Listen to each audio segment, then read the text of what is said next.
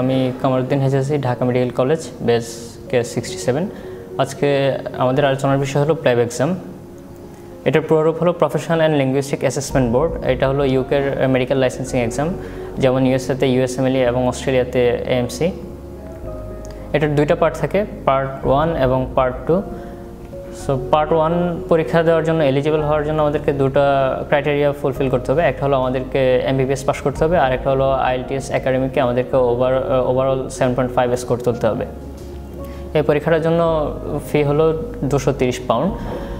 আর প্ল্যাব 1 এক্সামের ফরম্যাটটা হলো, এইটা single best answer exam. Total 180টা কোয়েশ্চেন থাকবে, সময় থাকবে 3 ঘন্টা এবং কোনো নেগেটিভ মার্কিং নেই। এই পরীক্ষাটা ইউকে এবং ইউকের বাইরে বেশ কিছু ওভারসিজ সেন্টারে হয়ে থাকে। ইউকেতে সাধারণত এটা বছরে 4 বার হয়, মার্চ, জুন, সেপ্টেম্বর এবং নভেম্বরে। আর ওভারসিজ সেন্টারগুলো যেমন ঢাকা এবং ইন্ডিয়াতে এটা বছরে 2 বার হয়ে থাকে, মার্চে এবং নভেম্বরে। বাংলাদেশে সাধারণত পরীক্ষাটা ব্রিটিশ কাউন্সিলে হয়ে থাকে এবং প্ল্যাব 1-এর জন্য এখন পর্যন্ত সিট সংখ্যার সাধারণত 50টা থাকে প্রতিটা সেশনে। আমাদের আইএলটিএস এক্সাম ক্লিয়ার হয়ে যাওয়ার পর আমরা যে কোনো সময় পরীক্ষাটা বুক করতে পারি। সাধারণত পরীক্ষার ডেটের 10 মাস আগে থেকে বুকিং শুরু হয় এবং যতক্ষণ পর্যন্ত সিট অ্যাভেলেবেল থাকবে ততক্ষণ পর্যন্ত বুকিং করা যায়। সাধারণত পরীক্ষার 1 মাস আগে বুকিং বন্ধ হয়ে যায়।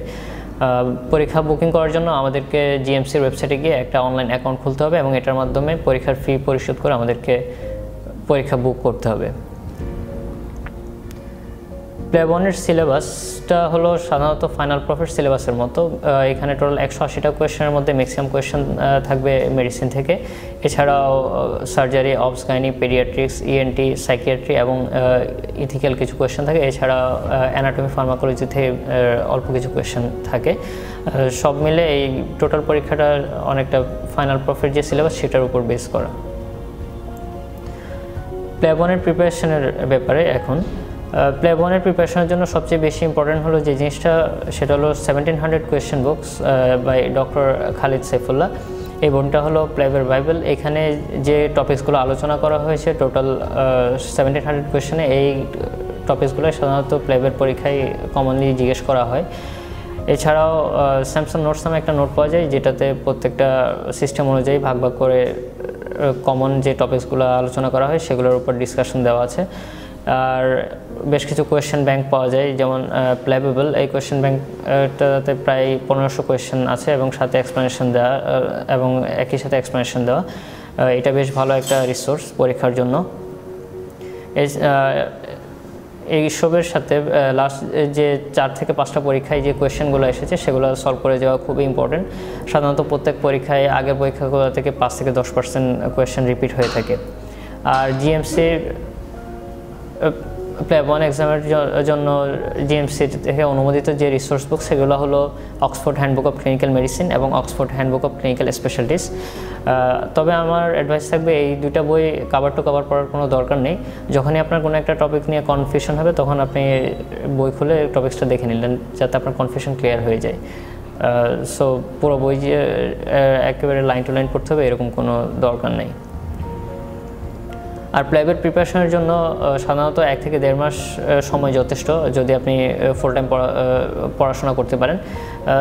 তবে যদি আপনি ফুল টাইম পড়াশোনা নাও করতে পারেন, হতাশ হওয়ার দরকার নেই।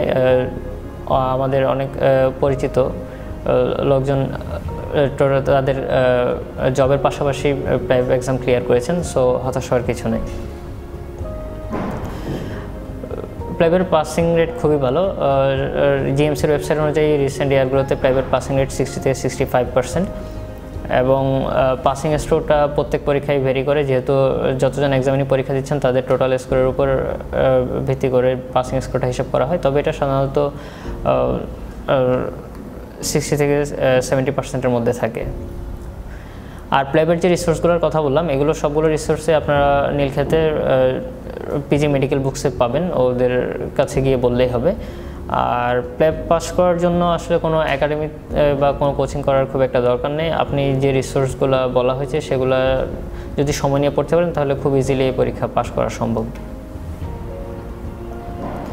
আর প্ল্যাব পরীক্ষা পাশ করার জন্য সবচেয়ে ইম্পর্টেন্ট যে ব্যাপারটা হলো আপনার এক্সাম স্ট্র্যাটেজি, এবং এই ক্ষেত্রে আপনার 3 ঘন্টায় 180টা কোয়েশ্চেন সলভ করতে হবে। সো টাইম ম্যানেজমেন্টটা খুবই ইম্পর্টেন্ট। সো এই ব্যাপারটা মাথায় রেখে ওভাবেই প্র্যাকটিস করবেন। সবচেয়ে ভালো হয় যদি পরীক্ষা দিতে যাওয়ার আগে আপনি বেশ কয়েকটা মক এইভাবে সময় ধরে করতে পারেন, তাহলে সেক্ষেত্রে আপনার প্র্যাকটিসটা হয়ে যাবে। টাইম ম্যানেজমেন্টের ব্যাপারটা মাথায় রেখে পরীক্ষার হলে যাওয়া খুবই ইম্পর্টেন্ট। এবার আমরা আলোচনা করব প্ল্যাব 2 নিয়ে। প্ল্যাব 2 পরীক্ষা দেওয়ার জন্য ক্রাইটেরিয়া হলো আমাদেরকে প্রথমে প্ল্যাব 1 পরীক্ষা পাস করতে হবে। এই পরীক্ষার খরচ হলো 840 পাউন্ড।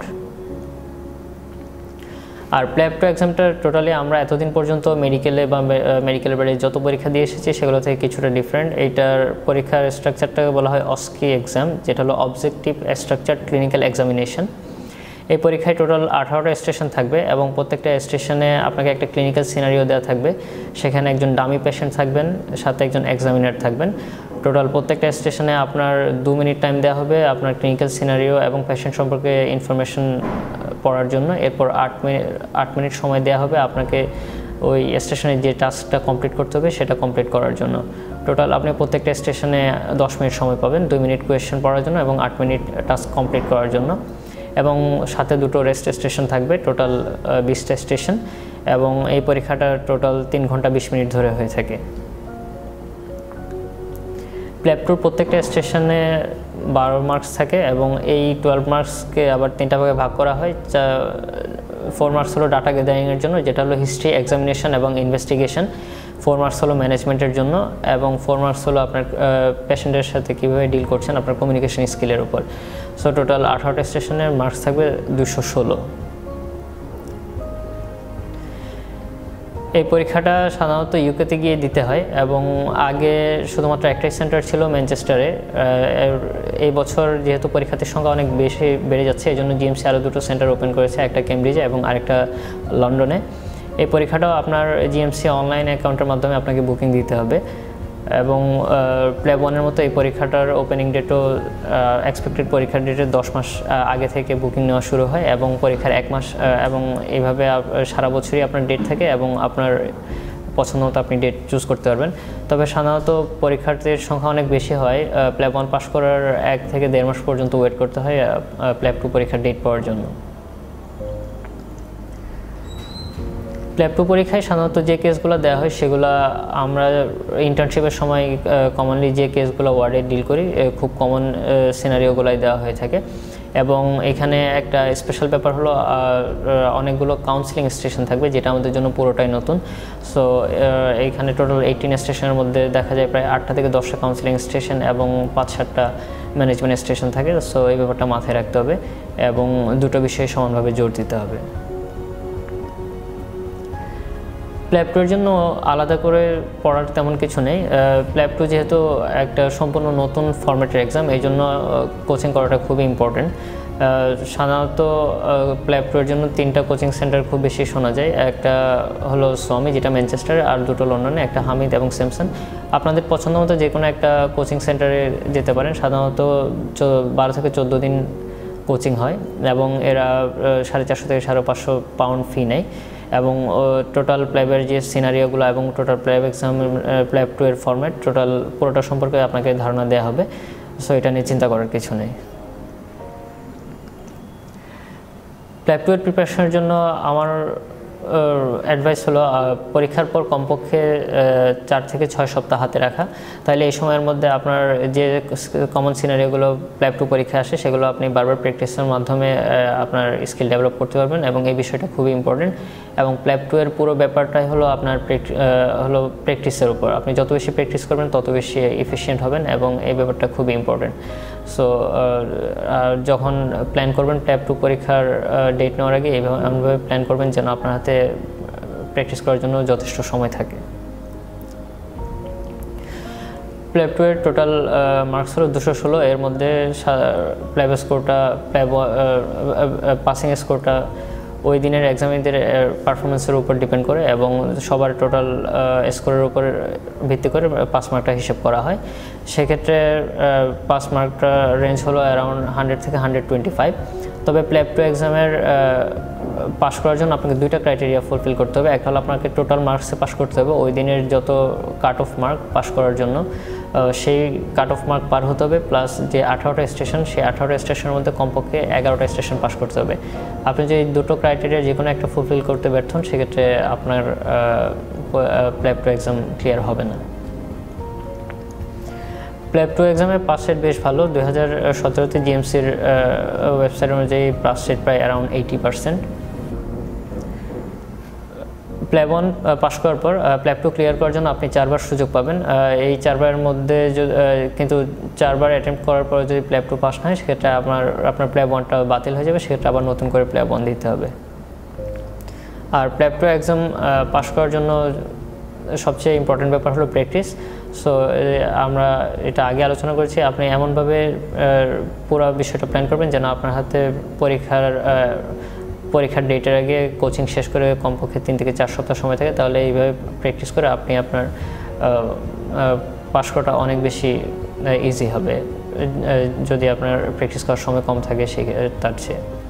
আর একবার পাস করার পর আপনার প্ল্যাব 2টা 2 বছর ভ্যালিড থাকবে। এই 2 বছরের মধ্যে আপনাকে জিএমসিতে অ্যাপ্লিকেশন করে ফুল রেজিস্ট্রেশন নিতে হবে, নতুবা আপনাকে পরবর্তীতে আবার প্ল্যাব 2 এক্সামে বসতে হবে। সো এই ব্যাপারটা মাথায় রাখতে হবে। এই ছিল ওভারঅল প্ল্যাব নিয়ে আলোচনা। আপনাদের কোনো কোয়েশ্চেন থাকলে আমাদেরকে জানাতে পারেন, আমরা আনসার দেওয়ার চেষ্টা করব। ধন্যবাদ। প্ল্যাব 2 এর ভিসা অ্যাপ্লিকেশন নিয়ে কিছু কথা। এটা নিয়ে আমাদের অনেকেরই একটা ভীতি থাকে, যেহেতু ভিসা অ্যাপ্লিকেশন প্রসেস অনেকের জন্য প্রথমবারের মতো বাইরে যাওয়া। সো এটা নিয়ে আমি একটু আলোচনা করতে চাই। সবচেয়ে আশার কথা হলো প্ল্যাব 2 এর জন্য যারাই ভিসার জন্য অ্যাপ্লিকেশন করেছেন, যাদের কাগজপত্র ঠিক ছিল, কোনো সমস্যা ছিল না, সবাই আমার জানার মতো সবাই ভিসা পেয়েছেন। সো এটা নিয়ে ভয় পাওয়ার কিছু নেই। প্ল্যাব 1 পাস করার পর আপনি প্ল্যাব 2 বুকিং দিয়ে তারপর ভিসার জন্য অ্যাপ্লাই করবেন। ভিসা অ্যাপ্লাই করার জন্য আপনাকে অনলাইনে অ্যাক্সেস ইউকে প্ল্যাটফর্ম একটা ওয়েবসাইট আছে, সেখানে গিয়ে আপনার সব ইনফরমেশন দিয়ে ভিসা অ্যাপ্লিকেশন ফর্মটা কমপ্লিট করতে হবে। এরপর আপনার প্রয়োজনীয় যত ডকুমেন্ট লাগবে, ভিসা অ্যাপ্লিকেশন ফর্ম কমপ্লিট করার পর আপনাকে একটা নেসেসারি ডকুমেন্টসের চেকলিস্ট দেওয়া হবে। ওই ডকুমেন্টসগুলো সহ আপনি গুলশানে ভিএফএস গ্লোবাল আছে, যারা ইউকের ভিসা অ্যাপ্লিকেশনের বিষয়গুলো হ্যান্ডেল করে, ওদের কাছে সবগুলা ডকুমেন্টস জমা দেওয়ার পরে আপনাকে 7 থেকে 14 দিন অপেক্ষা করতে হবে আপনার ভিসার স্ট্যাটাস জানার জন্য। সাধারণত যদি আপনার কোনো ধরনের ডকুমেন্টের সমস্যা না থাকে এবং আপনার ফাইন্যান্সিয়াল সব কিছু ক্লিয়ার থাকে, ব্যাঙ্ক স্টেটমেন্ট, সলভেন্সি সার্টিফিকেট, এসব কিছু, সেক্ষেত্রে আপনি খুব ইজিলি ভিসা পেয়ে যাবেন। প্ল্যাব 2 ভিসার ক্ষেত্রে সবচেয়ে ইম্পর্টেন্ট ব্যাপার হলো আপনি যে ফাইন্যান্সিয়ালি স্টেবল, এই জিনিসটা প্রুফ করা। যদি ওরা সাধারণত এই বিষয়টা নিয়ে সবচেয়ে কনসার্ন থাকে। আর আরেকটা বিষয় হলো আপনি যে ওই দেশে যাওয়ার পর থাকবেন না, পরীক্ষা দিয়ে চলে আসবেন, এই বিষয়টা। সো এক্ষেত্রে আপনি যদি কোনো জবে থাকেন এবং সেক্ষেত্রে জব থেকে নো অবজেকশন সার্টিফিকেট নিয়ে আপনি ভিসার জন্য অ্যাপ্লাই করতে পারেন, সেটা অনেক বেটার আপনার জন্য। সেক্ষেত্রে আপনি দেশে ফিরে আসার একটা কজ দেখাতে পারবেন। তবে যদি আপনি এই মুহূর্তে কোনো চাকরিতে নাও থাকেন, সেটা কোনো ভয় পাওয়ার কিছু নেই। আমি আনএমপ্লয়েড হিসেবেই ভিসার জন্য অ্যাপ্লাই করেছিলাম এবং ভিসা পেয়েছি। সো এটা খুব বেশি চিন্তা করার কিছু নেই। আর ফাইন্যান্সিয়াল স্টেবিলিটির ব্যাপারটা শো করার জন্য আপনার সবচেয়ে ইম্পর্টেন্ট হলো ব্যাঙ্ক স্টেটমেন্ট শো করা। সো আপনি প্ল্যাবের 2 এর প্রিপারেশনের জন্য যে সময়টা ইউকেতে থাকবেন, তখন আপনি টোটাল যে খরচটা দেখাবেন সেটার 2 গুণ বা 3 গুণ যদি আপনি ব্যাঙ্ক অ্যাকাউন্টে দেখাতে পারেন, সেটা সবচেয়ে ভালো হয়। সেক্ষেত্রে খুব সহজে আপনি ভিসা পেয়ে যাবেন। আর যদি আপনার অ্যাকাউন্টে অত ক্যাশ টাকা না থাকে, সেক্ষেত্রে আপনি অন্যান্য যে কোনো ধরনের যে শেয়ার, বন্ড, এই জিনিসগুলো আপনি আপনার ফাইন্যান্সিয়াল স্টেবিলিটি দেখানোর জন্য প্রুফ হিসেবে শো করতে পারেন। সো আপনি যদি সবগুলো ডকুমেন্টস ঠিকভাবে জমা দেন এবং ফাইন্যান্সিয়াল স্টেবিলিটিটা প্রুফ করতে পারেন, তাহলে খুব সহজেই প্ল্যাবের ভিসা পাওয়া যাবে এবং এটা নিয়ে ভয় পাওয়ার কিছু নেই।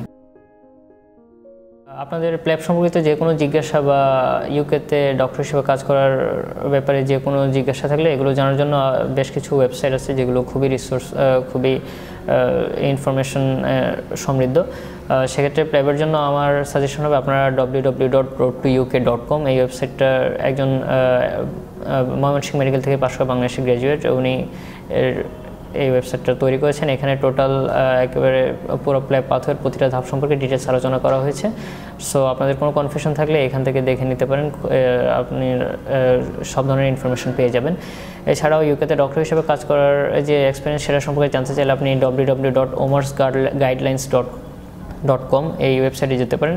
সেখানে ডিটেলস অনেক কিছুই আলোচনা করা হয়েছে। এছাড়াও বাংলাদেশের গ্র্যাজুয়েটদের উদ্যোগে আরেকটা নতুন ওয়েবসাইট আমরা চালু করেছি, যেটা হলো www.planyourpostgraduation.com। এখানে আমরা ইউকে সহ অন্যান্য সব দেশে যারা ইউকে, অস্ট্রেলিয়া, ইউএসএ যারা ক্লিনিক্যাল অথবা নন ক্লিনিক্যাল ক্যারিয়ার করতে আগ্রহী তাদেরকে গাইডলাইন দেওয়ার জন্য একটা ব্লগ তৈরি করেছি। আপনারা সময় পেলে ঘুরে আসতে পারেন। ধন্যবাদ।